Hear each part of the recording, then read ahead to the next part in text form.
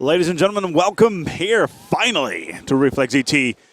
Well, spring 2013. My name is Acebeck, joined here live by none other than... My name is Tony, and thanks for joining us, guys. We're going in straight into a game here between TEC and Fariko.TNT. And we will change over that straight away. And it seems as if TEC have gotten a good start on the game. We apologize for the stream delays that we've had today.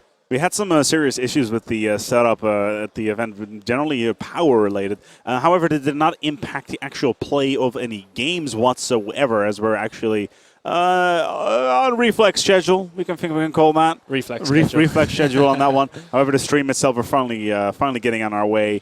Approximately 9 hours later than originally planned, but hey.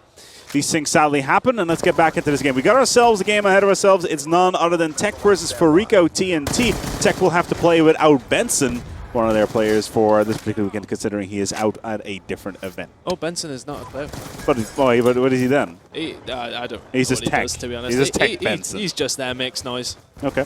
Well, he is. It's actually interesting to note for this particular event. The points for the placing points for this particular event will also add up to the Call of Duty XP event that are currently going on in the European Championships in Europe. They will the first 5 places will count for the points in that tournament, and the winner for the teams that will go towards Cologne in April. So that's something that we want to keep in our mind. So the winners get 60 points instead of the standard 100 if they would win in the qualifier, which are also played this weekend, which has also impacted this event, sadly enough. Hugely. Which is a shame. How many teams do we have here? 29, 21? 29. I probably would have expected probably around 50.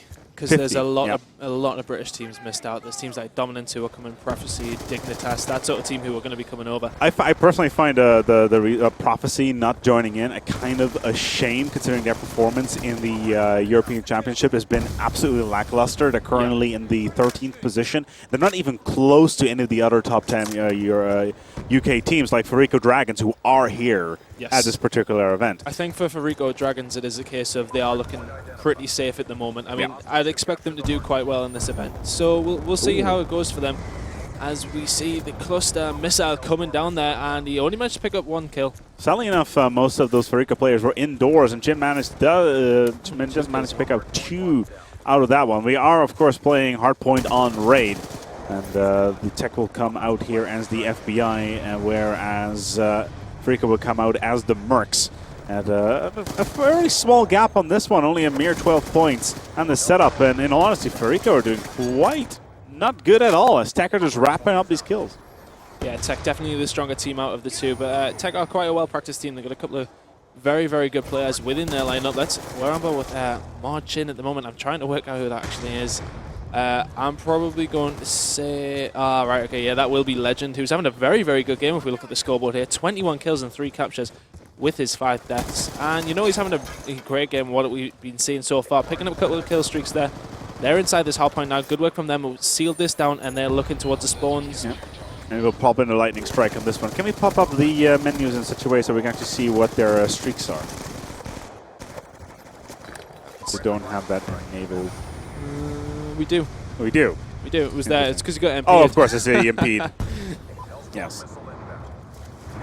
So right now, TEC are extending the lead over TNT. Right now, Fariko, I talked to Alex a little bit earlier today. Apparently, at this moment in time, they have over 50 teams worldwide, of which 16, I think 12 to 16 are actually here on site this weekend. So Fariko are, again, in full force here at the Reflex event, as they always are. However, the TNT team in this case is one of the lesser performing teams. Yes, it's more one of the community style teams inside Fariko, and that's Legend going to move into the hardpoint and going to capture that for his team. His team aren't too close to him, but they're holding off the spawn very nicely. He's just going to sit in there and let his team do all the work for him. Being EMP'd though, which isn't going to be great for him, gets taken out unfortunately. Going to be on the respawn, going to use his airstrike straight away. I'd imagine that's going to go straight under the capture point. And I was right, as Montana gets taken out. If you can take a look at the top down, I think it's their Binibies that are getting spawn camped right now. Although they are trying to break free, and finally we're seeing a kill. Oh, that's going to be 2 free kills right there. Gets the 1, but very unfortunate with the second. And I'm actually going to change it up, and we'll go on board with Moose, because he's been very impressive for TEC so far. I was actually watching them before, dropping silly numbers for them. And he's a great slayer, as Moose. He gets gets called connection player quite a little bit, but you know, he does it land every single time. Unfortunately, gets taken out by Gorilla there, using the M8. Very nice play by him, and you know, Fariko are picking up a couple kills here, and they're not out of it yet. Excuse me. No, definitely.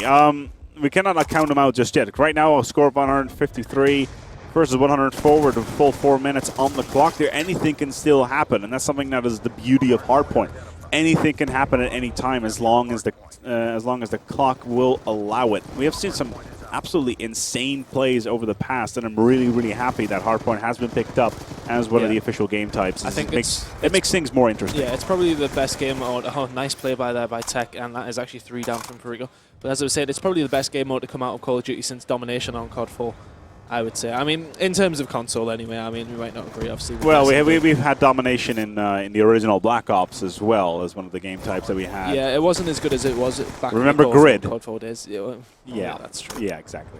Anyway. That's my argument against that one. I'm going to change to one of the Fariko team because I haven't given them much coverage so far. But we're on board with Gorilla using the M8. I like this setup as well. He's got the Hellstorm, he's got the Lightning, and he's got the he's got the Death Machine. We're actually seeing some players preferring the War Machine over the Death Machine as well recently, which happens only with the French teams, ironically enough. You know, Gatling gun for me is definitely the one that you should definitely be picking. TEC coming in big. They're picking up 4 kills between them, 2 for Moose and 2 for Legend, calling himself Mad Chin at the moment. I'll just run through the lineup just so we can work out. I think that one is I don't miss is Realize, which he does miss a lot. Moose Man obviously is Moose. Madman B will be Beta. Mad Chin will obviously be Legend. And we'll stay on board with Fariko. We're on board with Gorilla still. Yeah, the M8 gets taken out by the airstrike. Lightning. Yeah, the Lightning will come in. Gorilla immediately on a restart and in combination with Montana, trying to get on towards that capture point. But again, Hellstorm does pop in from above and even chokes on that one. Should have easily picked that up. Yeah, he nearly got a nice turn on, but that's actually going to be the first map to TEC. Very, very comfortable for them, and we'll bring the scoreboard as soon as we can. 108 to 250 points, TEC taking that very, very comfortably. Yeah, very, very comfortably indeed, and they will pick up that first map. We're going to be moving on towards map number 2, which should be a CTF map with an S&D to wrap things up in the end. I think it was S&D coming up second. That's Are we doing S&D in the second one? Oh, nice play by Legend, 41-13. 13 defends in there as well, so he didn't just do well on the kill feed. He had a brilliant overall game there, so nice play by him. Yeah, we're currently playing on System Link due to some issues with live that have been playing up recently, so we're not really focusing on that. We're trying to go as much on LAN mode as possible, which sadly enough created an issue earlier on with one of the Xbox, with our Xbox being too advanced for all the other Xboxes in the room. What it was. Yes, but Mooseman has managed to boot up the room. We're just getting ready here, and we're going to be moving on. We're just waiting for the map to get ready. Dragonfire, classy. Dragonfire, classy. Oh no, it's not my account. It's not my account. I'm not a great fan. I'm not a great fan. Now, what is your preferment here? I prefer War Machine. Just for I'm all about the Death Machine. I can definitely understand why you go for Death Machine. It's a sheer amount of area control. But I love the War Machine just for the fact that it just reminds me so much of Arnold Schwarzenegger stepping out of the elevator in T2 in Cyberdyne, walks out and shoots all the cops in the face with his grenade launcher. That is what this is. Now, why would he shoot them in the face with it? Well, he didn't shoot him in the face. He shot him in the belly because he didn't want to kill anybody. That was... So he shot somebody in the belly with a grenade launcher because he Well, it was a smoke grenade launcher. It was a smoke grenade launcher. It wasn't a proper grenade launcher. That would still hurt. But it wouldn't kill him much, I hope. No, like internal bleeding. Yeah, maybe. Maybe. A slow death. Yes. So instead of just blowing them into pieces... Like slow, painful, bleeding death. Yeah, then the Death Machine actually is better. I actually prefer the Sentry Gun personally. The Sentry Gun, it's one of them things that you can use so well to control an area, and there's our beautiful faces on the camera. Exactly. Welcome. It's Reflex Spring 2013. We're finally on the air. Only 9 hours later than we originally anticipated. Only 9 hours. Could be worse. We've had a reverse event like this. Have we? I think one of the Manchester events was... one of the Manchester events. Yeah. I'm being kicked out. It was being delayed a little bit longer. However, we're finally here on air. We're not going to be staying with you for very, very long tonight, as we do have a set schedule. We need to be out of here by a certain time, so we won't be seeing any reflex time, so to speak. So we won't be streaming till 3 a.m. in the morning Thank God. However, it is something that we need to keep in mind. And would you be as soon as we get in a game, we need to mute them as well. Just Oh yeah, sure. no, it's fine. Okay. Oh, I can't mute them now. But let's go and hop into this game and see what we have up to. It's a best of 3 right now, as we have TEC moving on versus Fariko.TNT. And so far, so good for TEC, as they are definitely on top of the board, managing to win the first round on hardpoint with 108 and 250. TNT barely getting into triple digits. Yeah, just about. I mean, it is one of those modes and maps where if you have a control and a very good team setup with the spawns, you'll walk away with it quite well. But I mean, you did see it. It did come into the skill factor. I mean, Legend going in huge. Absolutely. And you know what? I'm going to go straight on board with him, see what he can do, because obviously he's an SMG player. So I'd imagine we'll see some rushes. And yeah, let's just find him. Hasn't spawned in yet. Let's hop straight on board. We're on Meltdown here. Meltdown is, I find, is an intriguing map. It's very tunnely, I find. It's very straight pace. I know what you mean. It is sort of slowly move your way up to the point. Yeah. But I think it is sort of one of them ones where everyone will just meet in the middle. Oh, we got an host ending. Yeah, I'm not too sure what that's for. Maybe something disconnected. But as we were saying... Yeah, we got a disconnect. On one of the Fariko team. I think they may have thought, because we're on one of the Fariko accounts. So that's probably what it was. You're playing with 5 cheaters. You're like in Codcaster and looking at what we're doing. Oh, I think my Xbox is frozen. Oh. No, there it is. We're good. We're good. We're right. Yeah, there it's it is. all over the place. We're fine. No, we're diving straight in. There it is. There it is. Please don't kick me again. No, that'd be bad. That'd be bad. Anyway, what have you made of the event so far in terms of the games? In terms of the games, I know Millennium has been pouncing as always. As per usual. As per usual. I mean, I think I can only ever see a Fariko Dragons Millennium final. Yeah, absolutely. That's the only final that we can expect. Fariko Dragons have definitely come up from a big hole over the past, and they've got quite a reputation as being a very bad team. Mm-hmm.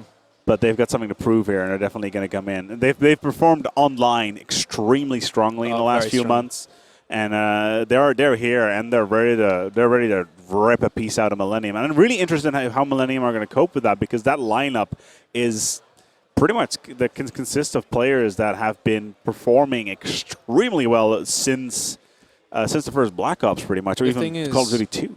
With the whole Fariko lineup, they're all sort of what you would call sort of flair players. They are they'll get crazy kills all over the place, and that can sometimes prove too much for some teams. But as said, we are actually going to be watching. But the thing about that is that most of the game types we play these days is actually not orientated towards kills at all. They're more about performance as team-wise. We have Hardpoint, which does not care about kills. We got CTF, which does not care about kills, which are more focused on game style. When it comes, however, to obviously S&D, that is that is something that we see that is very important. And something that we actually see a lot with everything else in Ireland, which has been picked up by Epsilon, if I'm not completely mistaken. Yes. They are actually really good at old team stuff. However, when it comes to S&D, they're lacking a little bit at the moment. And that is something I'm looking forward to in the very near future. We are over here on S&D on Meltdown. I don't miss. There's last man standing for I don't miss. Well, let's hope he doesn't. 1 versus 2, and actually let's bring... That's the top down. Mission clock about to expire. And I missed the action there, my fault there. And Montana actually just takes out, realize that's going to be 1-0 to Fariko. Yeah, point blank range as well with that SMG is definitely going to do a lot of damage. Oh, I seen him. Very nicely done. On this setup, if he hadn't picked this one up, he would have been ridiculed. You know, Montana had to be careful because he actually he knew where the guy was, but he sprinted around the corner and he nearly got caught out there. That should have been an easier kill than it looked. But yeah, we're going to stick on board with TEC. We'll do 2 rounds of each, and we'll go back on board with Realize to see what he can do. Yeah, let's using that M8.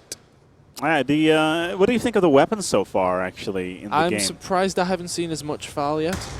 FAL, yes. Yeah, I've seen a lot of M8 and not much FAL. It does. The FAL it does seem to be a weapon that has enough oomph to it. Yeah, of course it has been nerfed a little bit since the last update, so that is probably something to do with it.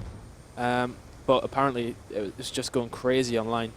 As of recent, obviously we haven't had many online streams recently due to host booters, etc. But you know, apparently it's just been doing absolute work, and we'll see a lot of people using M8, and that's really going to take out the bomb planter there, and that leaves Tech in a very good situation. He's going to get the second kill as well. It's silly he managed to get that. That's going to be 1-1 though, as Tech tie that round up. Well, something we've actually seen significant a lot around the French team is they like to run MMS in S&D, which I find rather intriguing. It's a good idea because, especially for a map such as Plaza, Right. where there is walls quite close to the bomb, and they literally sit behind the wall. Clear the objective. Right, just and watch the they bomb. can just see through the wall with the MMS. Right. Yeah, exactly. Especially with the tactics we're seeing from Millennium, which involve a lot of smoke, which can allow you to see through. It's nice. Well, speaking of smoke, it seems as if Tech have actually used some here, and Gorilla's not sure what to do with himself. He runs straight into trouble as Tech take out 2 of the Fariko team. Tech looking very, very strong here. Yeah, should definitely taking a little bit more care there. How many are we on the map at the moment? That is 1 versus 4. Oh now for god, Rave. this is not going to happen for Rave. He's going to need to pull something amazing out of the bag. We'll pick up the first one here, M8A1, and is tagged up. They will have a good idea where he is. There it is. And even if he hadn't survived there, the rotate would have come along all the way around by the site, and he would have been screwed. That's one of the problems with Meltdown, is that it's very compact and it's very easy to get behind your opponents. It's something we actually noticed early on, where we saw one of the Tech players seeing a Fariko, rotating around and picking him up. Yeah, it's one of those maps, though. There is only so many direct routes that you can take. That's what I meant with the tunneling thing. Yeah, so it is sort of a 3-way system. It's quite an original thing you see on Call of Duty. There'll be 3 different lanes. And if you've got a team of 4, then you need to think, well, can you cover that? But as soon as somebody drops, then that's 1 person covering each area, and maybe it's 2 people on one bomb and 1 person on the other. And it can mix things up. So, I mean, it's one of the maps, as I said, when you get 1 kill, everything can change. And Fariko taking a very, very aggressive position here. Ooh. Well, not aggressive enough, spotted. apparently, because I don't miss will pick him up. But yeah, that's something we don't actually see in maps like Cargo. Cargo is very flexible when it comes to that sort of thing. Yes. I'm actually really disappointed that the rules don't pick up the dynamic elements of the maps like we're seeing in. Yeah, you can't stop some of them on Cargo. I don't think. I think they can. I think it's completely. I all think of it's them? all Oh, of yeah, them. you It's can. everything. Everything is static in the non-mobile ones. So right now we have 2 men standing here for Tech, with Privy, the last man standing here for Fariko. He's got a lot of time in the place. The bomb is on the ground, and he just goes right in the open. 1, 2, 3, 4. We need to pick this up. Not going to get on the board to head glitch, and that's going to be the end of that. It's 1-3, and it's going to be first to 6, if I'm not completely mistaken. Yes, that's correct. Obviously, Tech with the 1-0 advantage at the moment, and I don't miss proving his theory wrong, as they actually missed his first burst, but quite accurate shooting in the end, and managed to take out the Fariko player. That is actually going to be 3-1 to Tech, 1-0 in the series so far. You're watching here live, ReflexGT from Amsterdam, and we're at a sports college at the moment. It's a university, actually. Sports college. Yeah, there's a dojo downstairs and a sauna. We can fight it out later. Yes, if you want. We can totally go Neo whether and we're Morpheus. naked or not is Yes, another thing. Probably. Maybe. This is Holland after all. What has that got to do with it? You don't want to know. Speaking of which, Mello didn't feel so good last night, apparently. Oh no, I was told. me too. Oh, you were part of that. I was, unfortunately. Well, on board back into the game. On board with Gorilla there. I like your avoidance on that matter. That's very, very, very classy. It's a 2v1 situation. There's actually a lot of movement going down next to the B bomb site, and Privy has managed to get away. The Tech player is actually around there. He's moved towards the mid-map, and actually, let's go on board with the Tech player who's left alive. That's going to be Madman B, which is actually Beta. Moving away completely from the Fariko players. He doesn't really need to get this bomb, as there is nobody around it. And I think he's just going to go for the flank. Yes, more than enough time to do so. He needs to get all the way around. Gets tagged up once. They will know that the tag is there. Ah, unlucky. Gorilla will pop down Madman right there. It's 3-2. Fariko actually do have the opportunity to come back a little bit, but they need to start winning rounds here, as Tech have managed to win a defensive and offensive round back-to-back, and that's generally a very good indicator of where things are going to go. Yeah, that usually points in the direction of the winner of the map. But as said, currently 3-2. To Tech, and we will jump back on board with them. But anything can happen. We actually saw a couple of matches the other week during European qualifiers where a team, I believe it was the Dragons, cut ahead of, I think, 4-0 and got completely caught up in the end as well. But that was on border crossing, I think. It's a lot to do with momentum, S&T. I mean, you can go 4-0 up, but you lose one round, you lose another, and suddenly they're back, and it's at 4-4. your heads are down, you've lost the map. Yeah, it was also an issue, I think, with the sniper being extremely predictable in his strats, going on the same route. As soon as you run as that, if you run as that scope, you run it twice to the same spot. The enemy's going to catch on. As right now, Chen should be able to pick this one up. There he goes, and he will win this one. But like I said, if you're running a scope, you just don't want to do the same thing too many times, because the enemy team will pick you out very, very quickly, go straight for the intercept, and that will lose you rounds. And that's something you need. Snipers on console, they're not as powerful as they are on PC, and it's one of them things. You use it a couple of rounds, but not too many. As you said, you will actually get caught out. We'll go back on board with Fariko. It's something we actually didn't see that much in Modern Warfare 3 at all. We actually, the last time before Black Ops 2, it was Black Ops 1 where we saw like consistent scoping, especially on Havana, if I'm not completely mistaken, back then. Yeah, there was a lot of that on the S&D because there was the two opposite buildings against each other. As Madman B takes out Montana. Jump on board with Privy, using the mid-map with the M8. And good work by Fariko. Lots of shots being put down there into the back building by Privy with the M8. And they do obviously know somebody's inside here. Gorilla taking out Legend. They do know that Mooseman is actually in there as well. Let's actually have a look. And Fariko are very, very pinned back here. Yeah, he's in the cooler building, or at least the cooling tower. One of the tech guys, at least, trying to get in towards A, but there's going to be some decent defense with that. Privy, in the meantime, needs to get this cross going. Has, of course, his defense, but this is not the best place to go for defense.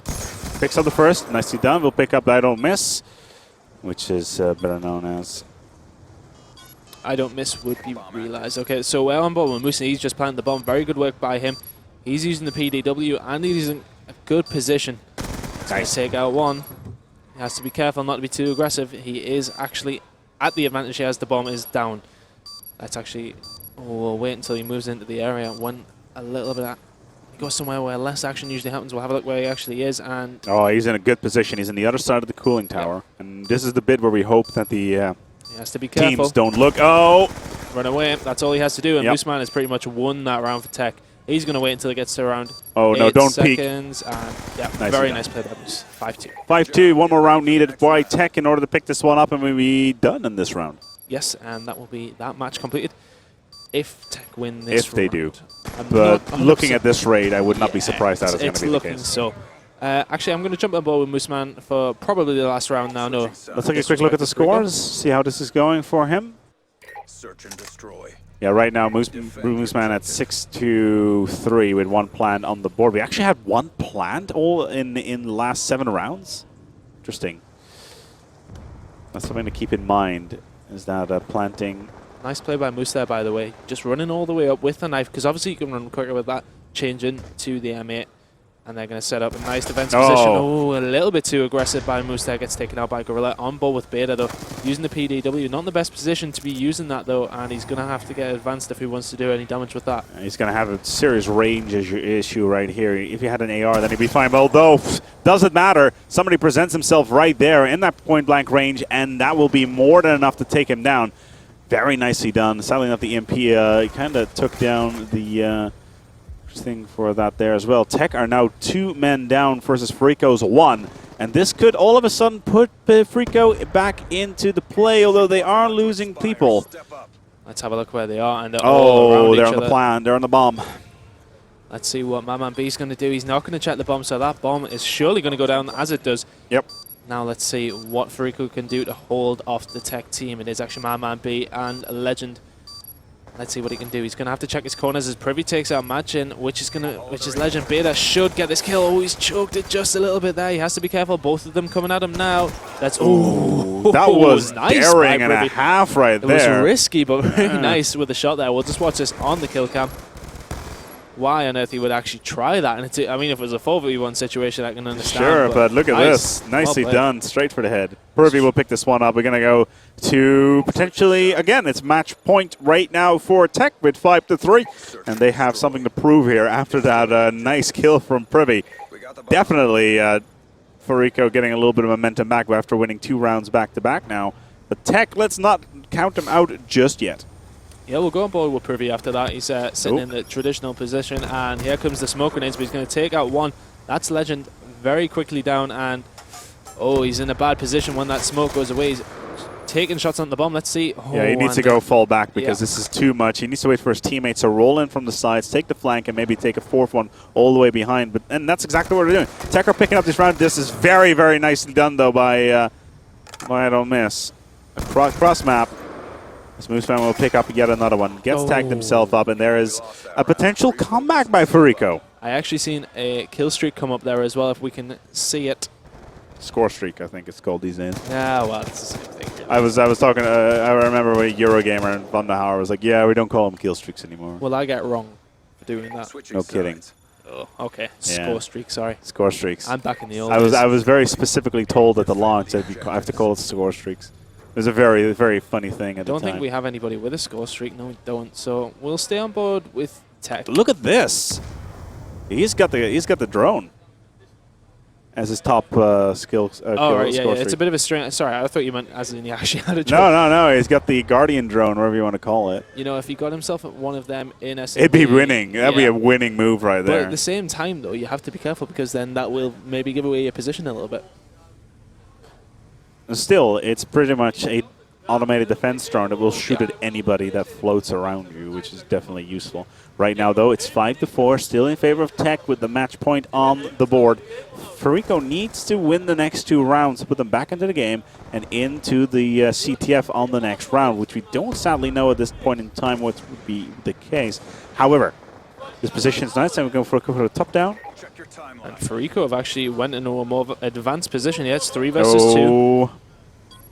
25 seconds left. It looks like B is going to be Oh, their this could be bomb of interesting. choice. Is he running the dual band? Yes, he is. Bomb has been planted. Big shot by nicely Legend. done. Nice headshot there by him with that MSMC. Now he's want to watch behind. Just taking his time. Is he getting right? I think he has. If they take it slowly. Oh, I think he's just missed out on a Madman B. Has actually taken out Privy. Last Fariko member coming from behind. Let's see what he can do. Defense of the bomb. This could be it. Oh, Privy. Huge by Gorilla there. He has 20 seconds to stay alive. Legend's going to go for him. He has to make this kill. Oh, it's Gorilla's 5-5. coming up big. Nice play by him. Fariko, That's 5-5. Fariko won the last 3 rounds of back-to-back. What is going on with TEC? Have they've all of a sudden dropped all of their initial momentum and pretty much gave it to Fariko with a nice bow tie attached to it and said, you know what, have some fun with this. And at this rate, it's now match point still for TEC. However, map point for Fariko, and they need this one to force a map number 3. Schedule-wise, I'd said no. As a caster, I says, oh yes. I agree with you on that one. We're going to go on board with Gorilla, who has been Fariko's top performer, doing very, very well to actually prolong that out into the 11th round. Still on board with Gorilla using the M8. And if you look, he's not too far for kill streak. If he gets a couple more kills there, he will actually have the RCXD, and that is not good news for TEC. It's Gorilla looking down, waiting for somebody to show themselves. Nothing on the long, nothing on the short. Of course, TEC have actually made the first move. They managed to take out Montana, so it's currently 3 versus 4 in favor of TEC. Still on board with Gorilla. Let's take a look at the map, and you know, as expected, TEC have taken up a very defensive position here. They're sitting in around the B bomb, in and around the A bomb, and they're just going to sit and defend. But here's the tunnels that you talked about. That's 3 versus 3 as Madman B gets taken out by Rave with the MSNC. But TEC coming up big now, and the last member alive is actually going to be Rave. Let's see what he can do. And the answer is and he will nothing. pick it up, and there it is. TEC taking the game. Very well played by them. I mean, in the end, the first map was very comfortable. This one got a little bit hairy near the end. Yeah, it definitely is. 108 versus 250 on map number 1. They actually pushed the clock all the way forward and actually picked up those 250. Now on map number 2, like you said, a little bit hairy. 5-6. And there you go. There's our first match for today. It's TEC versus Fariko.TNT. We're going to get ready for map number 2, and we're going to go for a quick look at that. It was actually kind of interesting how this went, because after that initial map with such dominance of TEC, and they kind of lost their momentum in the last 3 rounds on Meltdown. Yeah, I think for me, they still always look the more likely side to take it. I mean, Fariko were coming up trumps, and they were making those clutch plays, but TEC were always getting their foundations down a little bit better.